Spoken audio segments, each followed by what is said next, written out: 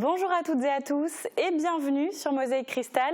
Au sommaire de cette émission aujourd'hui, les premiers contrôles du port du masque par les autorités, une nouvelle gare routière à Sarreguemines ou encore la culture de l'arnica. C'est tout de suite sur Mosaïque Cristal, mais avant cela, on démarre avec l'actu en bref dans le Flash Info du jour.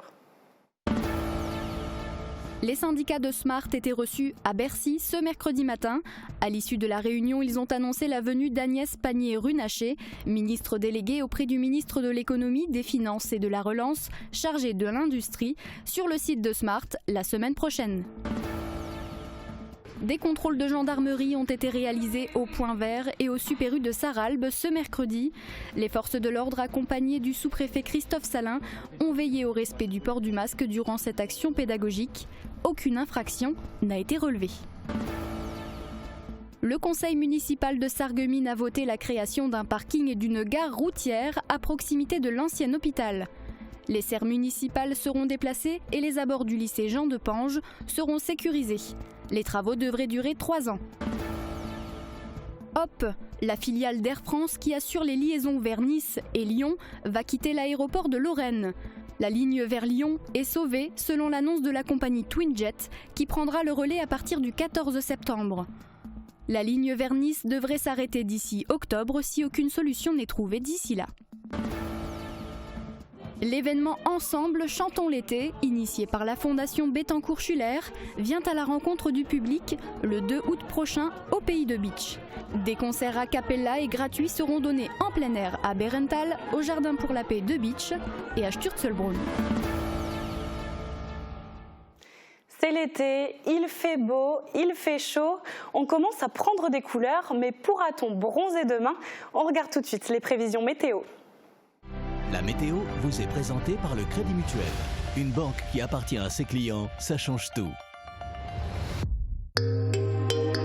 Protégez et mettez en lumière votre maison avec toutes les nuances de crépi proposées par Modèle Habitat. Bonjour à tous. Demain matin, la journée va démarrer sous le soleil malgré quelques nuages. Ces derniers vont se dissiper dans l'après-midi pour vous faire profiter du beau temps.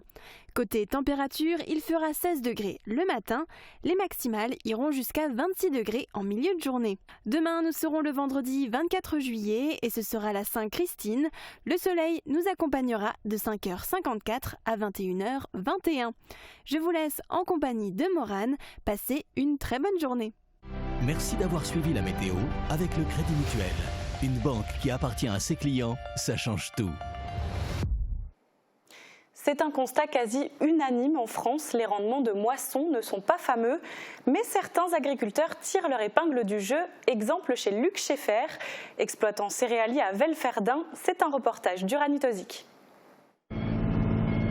La météo très capricieuse aura donné des sueurs froides aux agriculteurs céréaliers.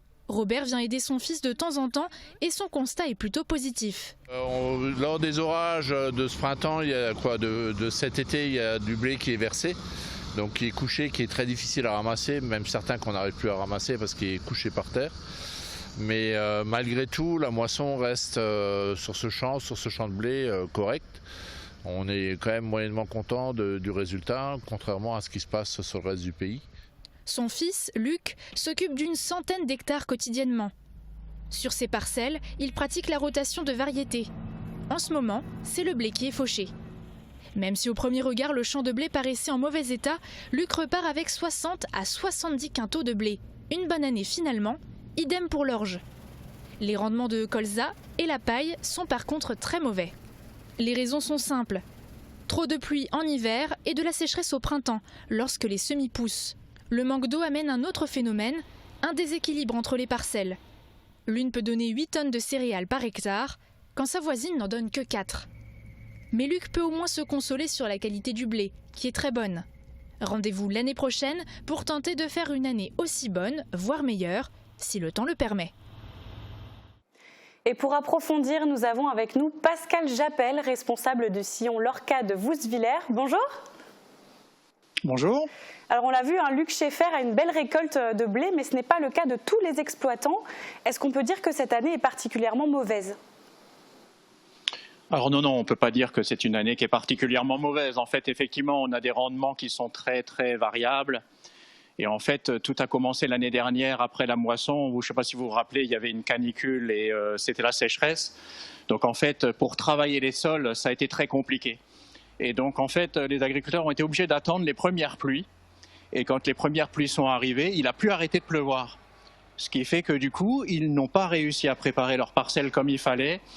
Et la conséquence, c'est que les semis ont été tardifs. Et donc, avec toute l'eau qui est tombée dessus, il y a certaines parcelles qui, malheureusement, étaient littéralement inondées et qui ont été ressemées. Ce qui fait qu'une partie des céréales qui avaient été semées à l'automne, là, ont été ressemées au printemps par du maïs, du tournesol, de l'orge de printemps, de l'avoine.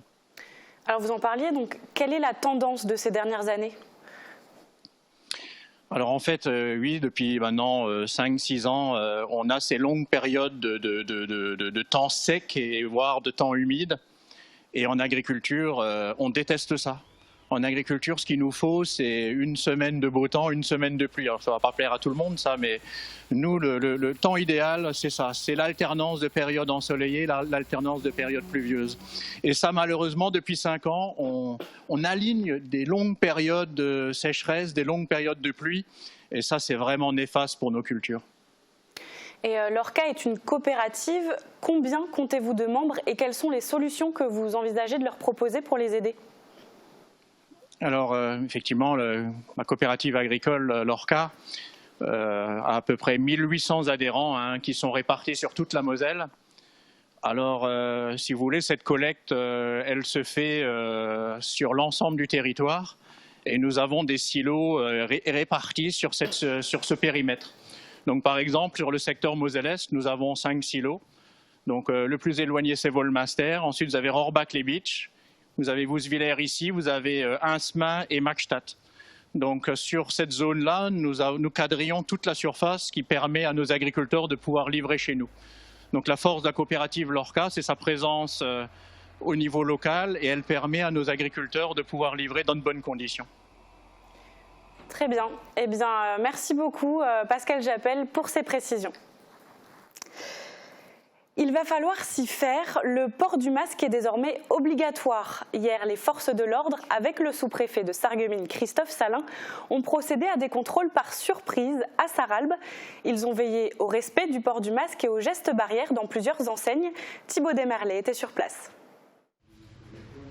C'était une visite surprise des autorités. Le sous-préfet Christophe Salin avec la gendarmerie ont effectué un contrôle à visée pédagogique à la maison Point Vert à Sarralbe. Les forces de l'ordre sont passées à travers les allées pour guetter la moindre infraction. Pour rappel, en cas de non-respect du port du masque et des consignes, la personne concernée risque une amende de 135 €. Ici, les clients et les salariés ont respecté les consignes. C'est très bien qu'ils fassent aussi des contrôles. Nous, on a joué le jeu depuis le départ avec les gestes barrières et puis pour se protéger contre le Covid. Et là, on suit exactement les directives du préfet, de la préfecture et du gouvernement. Le Super U de Sarralbe a lui aussi été contrôlé. Et ici, même constat, il n'y avait aucun mauvais élève. Aucune infraction n'a été relevée. Pour le PDG de cette enseigne, cette nouvelle obligation est plus que bienvenue. Alors moi, je suis très satisfait de cette loi, puisque on avait une attente forte de la part de la clientèle, beaucoup de réclamations ces derniers jours, puisqu'on observait une forte baisse du port du masque. Si un établissement organise des rassemblements sans masque ou ne prend aucune disposition pour faire respecter le port du masque et les consignes, le préfet du département peut prononcer une fermeture temporaire. Avec l'apparition des clusters en France, les autorités vont veiller au strict respect des consignes. Il n'y aura aucune dérogation possible, sauf exception. Non, il n'y a pas de cas dérogatoire. Il n'y aura pas d'indulgence, sauf si une personne produisait un certificat médical. Mais là, il y aurait une raison médicale avérée, puisqu'un médecin nous l'aurait clairement indiqué noir sur blanc. Mais pour le confort des gens ou pour la facilité des gens, non. Le port du masque dans les lieux clos a été rendu obligatoire lundi. Après cette première semaine, les forces de l'ordre pourront être amenées à verbaliser. Lors du dernier conseil municipal à Sarreguemines, les élus ont voté pour un nouveau projet, la création d'un parking et d'une gare routière, le tout à proximité de l'ancien hôpital. Un aménagement géré par la ville et le promoteur Aware Corporate. Plus d'explications dans ce reportage. C'est que la rue du lycée, si vous la connaissez tous, elle présente à certains moments un engorgement assez considérable. Il devenait nécessaire de sécuriser les abords de l'établissement Jean de Pange.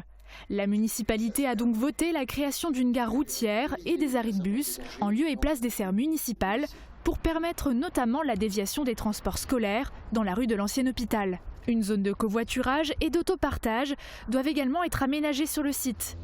Les serres actuelles seront déplacées. Le secteur est à l'étroit et nous avons des perspectives, notamment de terrain, à l'arrière du cimetière de Neunkirch et de la station de Cora. Les parcelles vides serviront alors à l'implantation d'un grand parking. En plus de la partie publique, gérée par la ville, Aware Corporate privatise une zone pour le stationnement des futurs locataires de ces 80 nouveaux logements. Sur les quasiment 200 places, on va en réserver une centaine à peu près pour le besoin du projet, où là il y aura barrière et ça sera sécurisé. L'autre sera plus représenté comme parking public libre accès. Crise oblige, les délais de travaux sont un peu rallongés, soit 3 ans de chantier. Mais il coïncidera avec la construction des logements très attendus pour revaloriser le site de l'ancien hôpital. Et pour pallier le manque d'arnica sauvage, un producteur vosgien travaille en collaboration avec un laboratoire. Objectif, faire de l'arnica une plante de culture. Reportage de nos confrères de Vie à Vosges. Il se fait de plus en plus rare à l'état sauvage. Le tabac des Vosges, plus couramment appelé arnica des montagnes, est utilisé depuis plusieurs siècles en homéopathie et phytothérapie. La cueillette estivale est incertaine. Ici, au jardin de Bernadette, au Haut-du-Taux, le producteur met en cause les conditions climatiques. L'année dernière, sur le Marstein, il n'y avait pas du tout d'arnica, mais ici, il y en avait, puisqu'on avait beaucoup paillé, beaucoup chouchouté l'arnica. L'arnica a quand même besoin de neige et de froid, et beaucoup d'eau. Et en l'occurrence, ça fait 2 années où il y a très peu d'eau, mais au printemps surtout. Pour pallier cette carence, un laboratoire alsacien étudie la culture de l'arnica domestique, un travail mené en collaboration avec ce producteur vosgien depuis 3 ans. Quand on a une plante sauvage, l'objectif est de regarder où elle pousse, comment elle pousse, quel est son environnement, quelles sont les conditions qui lui permettent de pousser. Et donc la domestication va être essayer de reproduire ces conditions dans un endroit confiné qu'on maîtrise, une parcelle de production, si possible avec un terroir similaire, donc très proche de l'origine de la plante sauvage. Belle arnica. Ces observations permettront de comprendre le fonctionnement de l'arnica et d'en faire une plante de culture qui pourrait être semée et récoltée plus fréquemment. Et après 3 saisons successives, les premières pistes se dégagent. On commence à avancer et ce dont on s'aperçoit, c'est que l'arnica n'est pas différent de toutes les autres plantes de la planète. Plus une plante est sauvage, plus elle produit de molécules actives et plus elle est riche en principes actifs. Plus on chouchoute une plante, plus on la bichonne, plus elle perd de principes actifs. Donc le secret est de trouver le bon endroit pour mettre le curseur. Les principes actifs de l'arnica ont des effets anti-inflammatoires. Son utilisation varie en fonction de la partie de la plante utilisée. Alors l'arnica a 2 utilisations traditionnelles, donc soit en plante fraîche entière, dont on va faire une teinture mère. Donc ça c'est ce que vous allez retrouver dans des gélules granules homéopathiques ou alors dans des gels, des pommades contre les coups, les bleus dans les pharmacies. On peut utiliser aussi que la fleur, cette fois-ci c'est de la fleur séchée, dont on va faire un macérat huileux. Et donc on obtient une huile de massage qui est elle plutôt dédiée à la décontraction musculaire, aux crampes ou aux douleurs musculaires au sens large. À l'état brut, l'arnica coûte une centaine d'euros le kilo. Si la cueillette sauvage de cette espèce protégée est accessible au grand public, elle reste très réglementée et à pratiquer de manière raisonnée pour la préserver. Et on marque tout de suite une courte pause, ne quittez pas, on se retrouve tout de suite après la pub.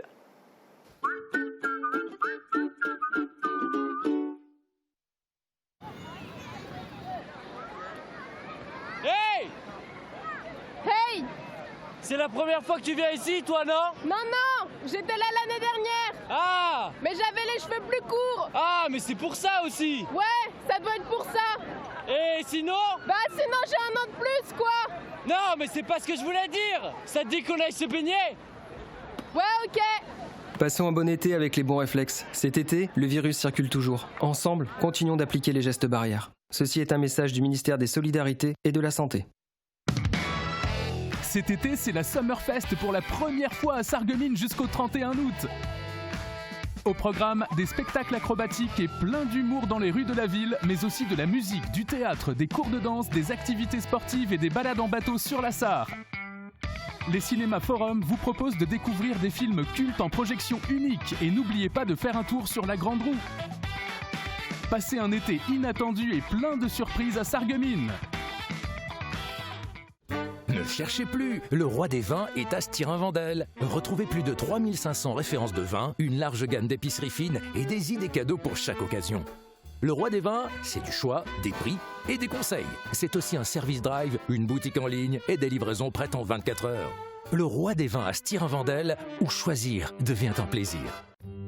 Pour un look chic et branché, rendez-vous chez Popeline, 12 rue Nationale à Sarreguemines. Bécher STP, le spécialiste de la protection solaire. Store personnalisable et pergola bioclimatique. Faites confiance à notre expertise et nos produits fabriqués sur mesure. Oubliez les contraintes d'installation, nous nous occupons de la pose. Et c'est la nouveauté. Protégez-vous contre les coronavirus avec la bâche Agivir. Modulable et adaptable à tous les environnements, elle élimine naturellement le virus sans désinfection. Bécher, le savoir-faire de père en fils depuis 1933.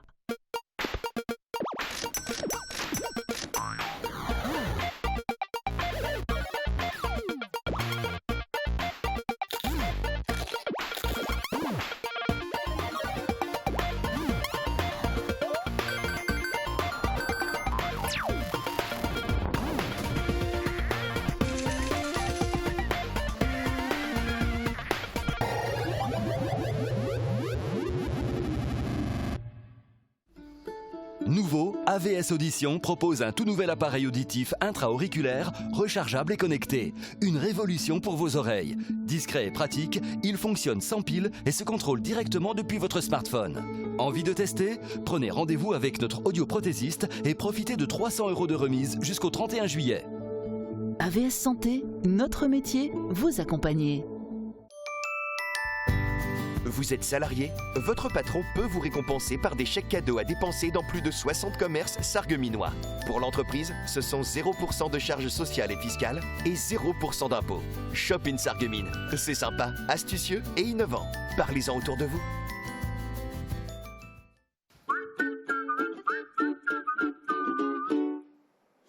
Et on continue sur la série des femmes maires élues dans l'arrondissement. Et pour ce dernier portrait, je vous propose de découvrir Véronique Wittmann, première magistrate de la commune d'Anchambert. Regardez.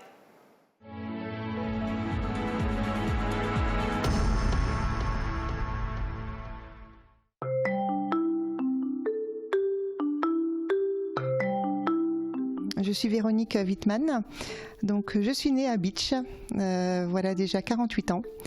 On a traversé un petit peu différentes régions avec mon papa qui était gendarme et lorsque j'ai rencontré mon mari d'Enchenberg, nous avons d'abord été en Alsace et sommes revenus avec plaisir sur Enchenberg en 2006. Nous avons donc décidé de construire ici, avons 2 enfants. Et je travaille en fait à la trésorerie de Bitche dans un premier temps, mais avec les élections depuis 2014, je suis en détachement à la trésorerie de Sarreguemines.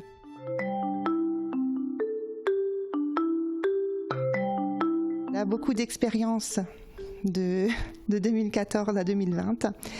Et c'est tout naturellement en 2020 que le maire précédent, M. Bernard Fath, lorsqu'il nous a fait part de son souhait de ne pas continuer en tant que maire, mais conseiller municipal, m'a sollicité avec un autre adjoint pour savoir si on était éventuellement intéressé pour reprendre les rênes de la mairie.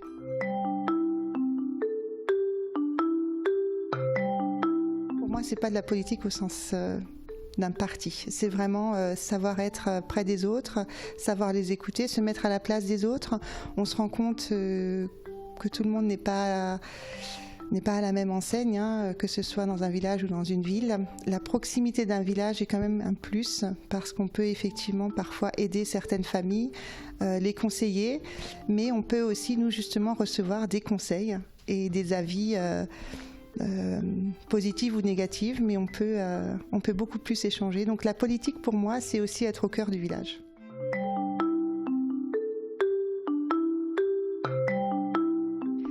C'est peut-être un tout petit peu différent d'un homme avec quelques caractéristiques bien particulières parce que voilà, les enfants continuent à appeler maman malgré la présence de papa. Et c'est vrai qu'il faut savoir un petit peu jongler entre une vie professionnelle que je souhaitais également garder à 50%, les activités à la mairie et également ma vie de famille, en l'occurrence d'épouse et de maman.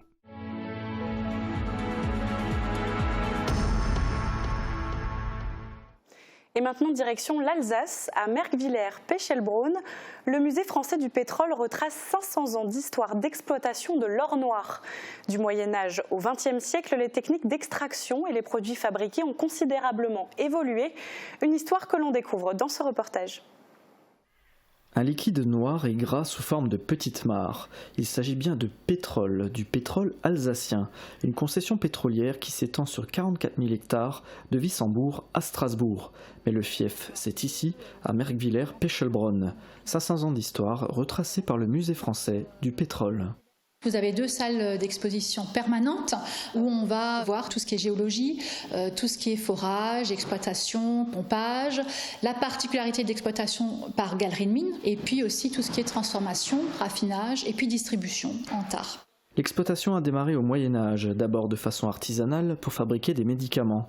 En 1735, un décret du roi de France marque officiellement le début de l'industrialisation. On fabrique alors des huiles de graissage et des lampes à pétrole. Bien plus tard, au début du XXe siècle, l'exploitation s'intensifie. Pechelbronn produit du bitume, du carburant, de l'huile de moteur et la marque Antar est créée. Arrive aussi le premier colporteur de produits pétroliers, le Korishmamon. C'est le vendeur de graisse qui circulait donc de village en village, de paysan en paysan et qui transportait les produits à revendre. Et c'est resté aujourd'hui la figure symbolique de toute l'outre-forêt ici dans le secteur. Louis Epting était le dernier Korishmamon. Son colportage s'est arrêté peu de temps avant la Seconde Guerre mondiale. En Alsace, l'exploitation du pétrole prendra fin en 1970, le dispositif d'extraction étant trop lourd et coûteux. Mais du pétrole, il y en a encore. Il reste du pétrole sous nos pieds puisque en ces 350 ans d'exploitation industrielle, on a exploité grosso modo 20% de la capacité de cette concession, donc c'est 3 800 000 tonnes, donc c'est pas beaucoup par rapport à ce qu'on peut exploiter ailleurs aujourd'hui. La grande particularité du pétrole alsacien, c'est son exploitation en galerie de mine, comme pour le charbon. D'ailleurs, les travailleurs avaient le statut de mineurs, avec tous les avantages sociaux que cela impliquait. On s'est rendu compte que ce pétrole étant effectivement très très lourd, il est très paraffinique, il est difficile à remonter avec le système forage-pompage. Un ingénieur, Paul de Chambrier, s'est rendu compte qu'il fallait faire de la récupération en fait. Et donc du coup, il a créé ce système de galerie de mine. On va en fait installer un système de puisard, de mini-pompe si vous voulez, un monte-jus, qui va récupérer directement dans la lentille qui se trouve sous la galerie le liquide et qui remonte plus facilement le fluide jusqu'à la surface en fait. On est dans une reconstitution de galerie de mine. Elle était vraiment de cette taille-là, donc relativement petite. C'est juste l'espace pour laisser passer donc le wagonnet pour évacuer les débris et puis l'installation de la pompe pour remonter le liquide par la suite. Sur l'ensemble de la concession pétrolière, on dénombrait 650 pompes pour 450 km de galeries, pouvant aller jusqu'à 400 mètres de profondeur. Ce petit tour est un aperçu de l'histoire du pétrole en Alsace. Si le sujet vous intéresse, le musée vous ouvre ses portes du mardi au dimanche de 14h30 à 18h. Bonne visite à toutes et à tous. Et c'est la fin de cette émission. Merci de nous avoir suivis. Mais ne quittez pas, voici notre carte postale du jour. Elle nous vient de Putelange-au-Lac, cette fois en pleine ville, sur le parcours historique. On fait étape à la chapelle Sainte-Croix. Je vous laisse en images. Très bonne fin de programme. Belle journée à tous et à demain.